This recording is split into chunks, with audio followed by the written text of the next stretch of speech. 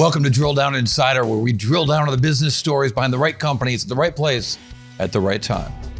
Welcome to Drill Down Insider. I'm Cory Johnson, Chief Market Strategist for Epistrophe Capital Research.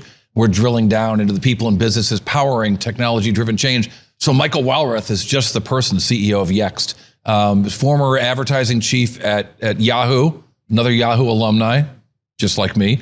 Just like everyone in Silicon Valley, it seems. Aren't all the great ones, Cory? It is kind of amazing the how many people worked at, how many great people worked and me worked at Yahoo during its heyday. Yeah, it was a really interesting place to be. I spent 3 years there. It is amazing the people, Jeff Weiner and like the folks who've kind of gone on to do other things there. It's kind of a neat history. Terry Selman. Unfortunately, we kind of got our ass handed to us when I was there. So that's all. That's part of the Yahoo experience. Well, I want to talk about Yext and how. Listen to your most recent conference call, going over. We've talked over the last few years, and I feel like the Yext story is different than it used to be. In sort of the problems that you're tackling are similar, but the places where you're tackling them is all over the place. I wonder how do you describe what Yext is when you're asked this question? Yeah, it's funny. I'd say the Yext story is the same. What's changed is the environment around us, right? And by same, I don't mean stagnant. I mean the problem we're trying to solve is the same problem that we've been trying to solve here for the last 12 or 14 years. What's interesting about that problem is that it went from being not very complex to very complex to seemingly less complex. And now it's on its way to being much more complex again. So that's way too many complexes in that sentence. All my English a roller coaster of complexity, rolling their eyes. But what I mean by that is that our company came to be because the world of finding things fragmented with the mobile, with the rise of the mobile smartphone, right? So suddenly every application became a geo-aware search and find experience, and that. That started around 2009, and that really accelerated up through 15, 16, 17. Our company grew like crazy solving that problem for customers. How do you get your information out to all of these different places where people are looking for your store address, your phone number, your hours of operation, your menu items, your advisors, your insurance agents, all those different things. It was about repackaging core data and sort of targeting it towards the customers so they could find it when they need it. Yeah, and just making sure that data was consistent everywhere. And one of the things we learned in that process was the number one thing that drives your discoverability on places like Google is how consistent is that data across the rest of the web. Because what Google hates, and Google has been the environment for the last 10 years, what they hate more than anything is inconsistency of data. So if my store hours are different in place A, B, C, and D, Google's just going to disregard it and say that's inconsistent information. This is what the whole concept of citation building and SEO is all about. And the reason why that is important is that goes to the world became less complex. So as between, call it 2012 and this year, Google ate everything. They became the place where you search for everything. And the single source of information, right or wrong, that was there. Single source of information, right or wrong. Now, what we were doing as that evolution went on was, theoretically, the value of distributing a brand's information became less valuable because more of their traffic was coming from Google. And if you got it right on Google, then you were right. And this is what our competitors have been telling the market for the last 7-8 years.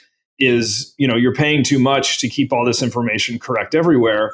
You should pay us less and we'll just basically do it on maybe Google and Facebook and a couple other places. That's totally false and demonstrably false, because part of the importance of keeping that information correct everywhere else was to make sure that it ranked really highly on Google.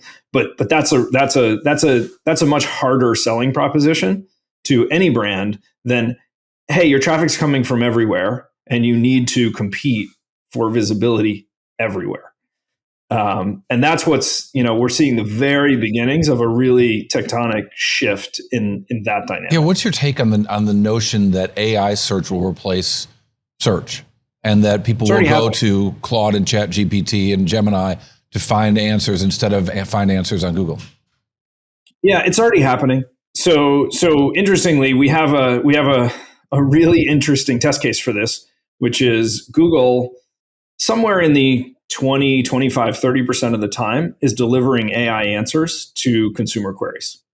Now, it's really interesting what they're doing as far as, and everyone, this is all a little bit of guesswork, but what we can see is that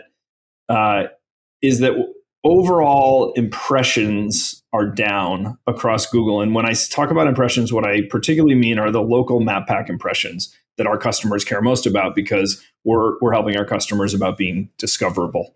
Those impressions are down on the order of 25, 30%. Wow. Interestingly, things like clicks, calls, directions, stuff like that, not really impacted. And so the conclusion we draw from that is that when you do a non-commercial search on Google, you're much more likely to get an AI response. So I'll give you an example. If I search for emergency plumber near me, right? Google's going to identify that's a highly monetizable query. There's going to be a lot of sponsored results on that page, and there's going to be a local map pack that leads to, the best emergency plumbers near you. If I ask that question, I'm going to get a highly monetized response, which is their normal search experience. If I ask, do I need a plumber to fix a clogged toilet? That's not a highly monetizable query. That is a information-driven query. And what I'm much more likely to get when I ask that question is an AI response that says, hey, you probably don't need a plumber to fix a clogged toilet. Do you have a plunger? Right? Like in effect, that's the answer you're going to get. Much less monetizable. And so what we're already seeing is that on those less monetizable queries, Google is delivering an AI search experience. That's not super bullish for Google. If they're getting fewer monetizable moments, they're seeing a massive 25% decline in those moments. And the other queries that they're answering with are 10 times as expensive to provide. Yes, but I think actually that's not the bearish thing for Google, because Google's really good at knowing, does this query monetize or not, right? And so what they're saying and what they're telling the world, rightfully, is, hey, we're delivering AI a lot, and the monetization of those AI queries is very similar to the monetization of non-AI queries, through our historical monetization. Now, there's a little bit of, I think, cleverness there, because if you're selecting really low monetization queries and delivering AI responses, you're doing the thing the market wants, which is giving them that sort of magical AI response, but you're not doing it at risk of your $200 billion search business. Yeah. This is the part, the bear case. And by the way, I don't think that Google is in big trouble here, because they have a lot of other businesses and they have a really profoundly valuable business. And they own a huge part of this market. So I'm not the guy saying that Google's gonna be irrelevant or disappear. That could have been our headline, but okay, yeah, there we go. Yeah, I know. That would probably get us more views. What I'm saying is this, and let me take it back to Yahoo, because we started here. So when I ran the search business at Yahoo, I was responsible for the operations of that search marketplace. And so we had think of it as a set of levers and dials that we could turn to make money come out of the machine, right? The more I turned the dial to the right, the more sponsored results showed up, and to the point where I could turn it so far that there were no organic results above the fold. And the user starts to hate it. Right. The user starts to hate it. And if you look at Yahoo's search market share over the period from 2000 to 2015, you see exactly what happens when you over monetize that search experience, because the paid results just aren't as good as the organic results. At that time, there was a player, Google, who was delivering a really clean, really low monetization, magical experience. Well, no revenue model when they launched. Yeah, and but they were making a lot of money even with a single link. You remember those days? Yeah. Like when you searched on Google, it was, we remember this. There was a single link at the top of the page, and it was like, wow, look at how amazing these results are. They're telling me exactly what I want, not a bunch of sponsored bullshit, right? And so, the Sophie's Choice Yahoo had at that time was, we can make more money or we can retain share, but we can't do both. And our magic, our organic search magic, it just wasn't as good as Google's organic search magic. So why is that like today? Well, fast forward to today, think about the experience that OpenAI, Perplexity, others, Facebook has recently launched search with Llama, right, that others are going to be able to provide when they're not defending a multi-$100 billion search business. They're going to be able to deliver a much less monetized. If you go to Google today, what's hilarious about this I was talking to some ex-Yahoo execs about this a couple weeks ago. If you go to Google today, the level of monetization that's occurring on that search page is at least as much as we were doing at Yahoo back in 2008. Right? Yeah, it is. 3, it really is. I 4, 5 sponsored links at the top, a bunch on the side, sometimes at the bottom too. And because there's no competition, except that if you really believe that, that generative search is going to deliver a more magical consumer experience, then that's the competition. And those guys, they just don't have these giant search businesses to defend. And Yext comes in here in what way? Like, where are you starting to provide value for your customers who want to appear in these search results? Well, yeah. So this winds up being like the mobile fragmentation that we saw in the early 2010s on steroids, because these are mobile apps were kind of magical back then because you didn't have to tell it where you were, right? So you would just say, "Hey, burger near me," right? We all knew in our generation we all learned how to speak search, right? So we all learned how to say, insurance agent near me, Aetna, pet insurance. Right. We were speaking Boolean, right? Almost. Yeah, we were speaking search. Yeah, we learned how to speak search. This next generation, my kids, their friends, they don't speak search. They speak English, right? Or Japanese or Mandarin or whatever they speak, right? And what they do is they ask questions. And increasingly, the difference is going to be that AI, you're not going to have to tell AI that you like vegan food or that you like Indian food but not too spicy, because it retains the information, right? So what happens in that scenario is brands have to push data to these fragmenting AI experiences much more than they can count on people coming to their site. Because this is what the interaction. Because the user doesn't want a link to their question. The user wants an answer to their question. Yeah, I mean, so all right, Apple, like we have a great partnership with Apple. They're amazing. We know how innovative that company is. They have Siri on the phone. They have billions of devices, and they've partnered with OpenAI, at least for the time being. Who knows what the future holds? As sort of the AI backend for or at least part of it for Apple Intelligence. Nobody really knows how much it is. I certainly don't pretend to. But imagine the experience of me talking to Siri now, which is, hey Siri, it's about lunchtime. I'm hungry, right? The answer to that question, in 15 years ago, it was burger near me, Manhattan zip code, right? Now it's, hey Siri, I'm hungry, right? That may be all I need to say. And the answer might be, yesterday you had Indian food. How about Mediterranean today? Right? Yeah, that sounds great. What's good?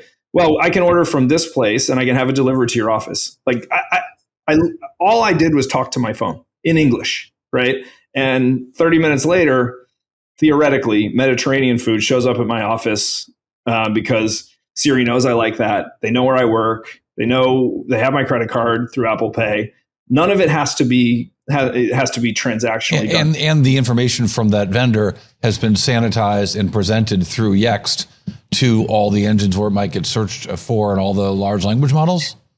Yeah, of course. And so this is going to be the big challenge for brands, is if the menu is old or the ordering information isn't up to date. You got a pumpkin spice latte in December. Yeah. Exactly. If the item that Siri is suggesting because it knows a lot about me isn't actually on the menu, then the consumer experience is going to stink, because I'm going to get, I don't know, who knows, like I'm going to get some sort of a, hey, sorry, I can't actually order that. Let's start over. Right? Terrible experience, and I'll never order from that place again. And so it really, like, we've learned as an industry, we've gotten really good. The whole SEO and SEM industry exists around the idea of, like, how do I make myself visible to Google?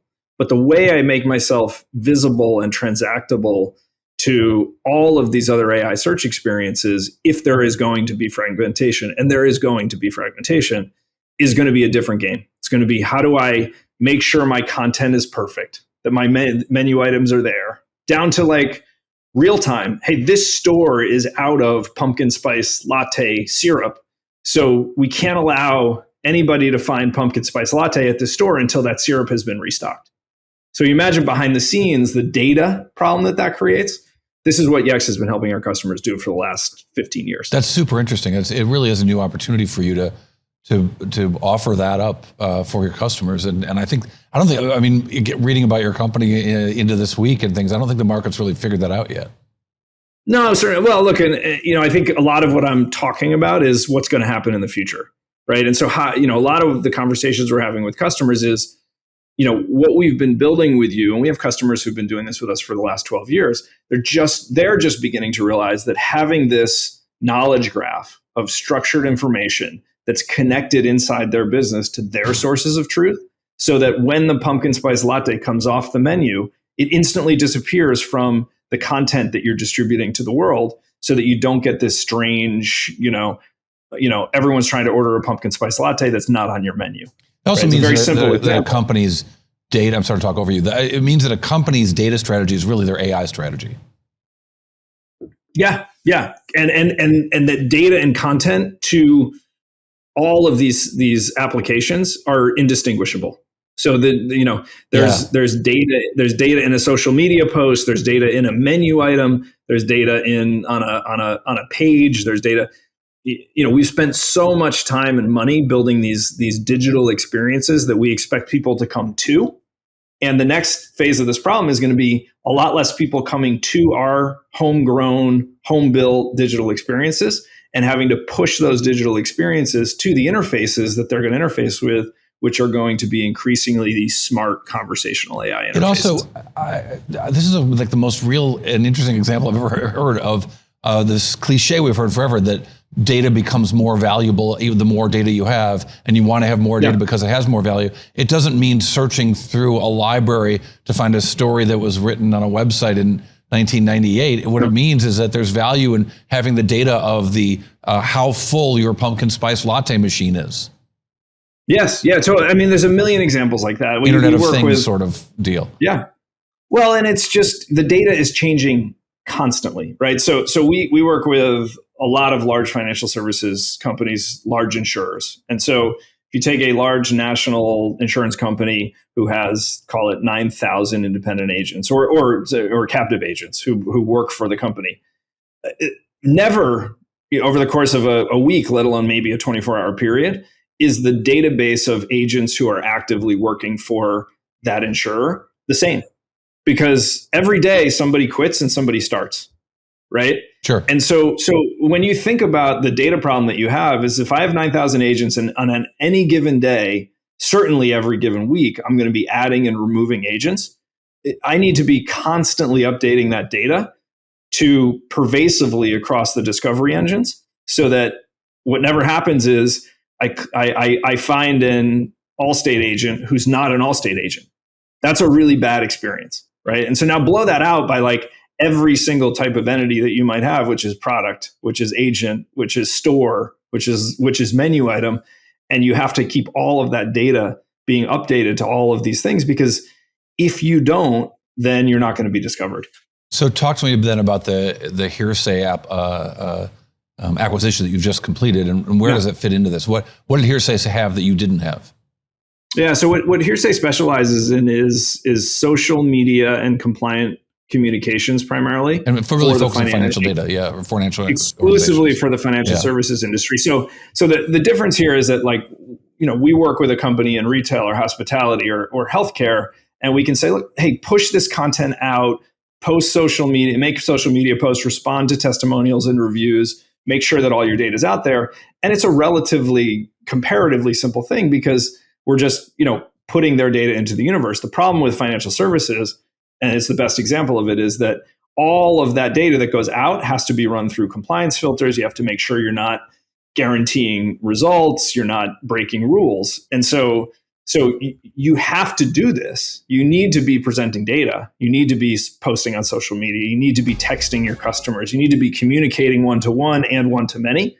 But you can't violate the compliance. Right. The AI engine might tell you the best message is to say that this stock is going to go up 200%, which is exactly the thing that you can't do in financial services. You can't. Yeah, exactly. So you could have a content creator. Use a great example. You have a content creator that says, hey, if you guarantee people 20% annual returns, they're much more likely to open an account with you, right?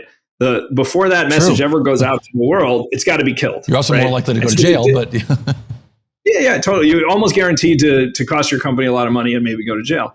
And so those stakes are really high. And so with the Hearsay acquisition, what we've done is we've brought that in and we've combined that with our ability to bring to bear the best listings management, reputation management components for our financial services customers. And what this creates is a flywheel of data delivery, data analytics, and then you can build in really smart AI insights and recommendations around, okay, what is the data telling us we should do more of?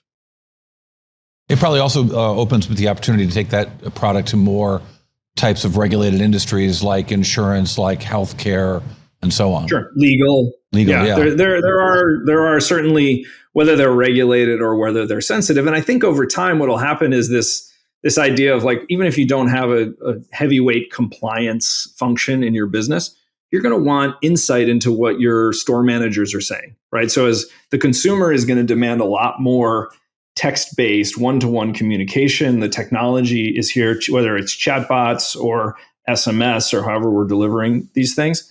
And so it becomes really important as the corporate entity to know, are my store managers offering 50% off and we're not running that promotion, because that would be really bad for the business. So there's legal compliance and there's just brand compliance and business compliance. Also suggests, maybe as we wrap it up, not in the short term, maybe the short term, certainly in the medium term and long term, AI should be a real accelerant for your business.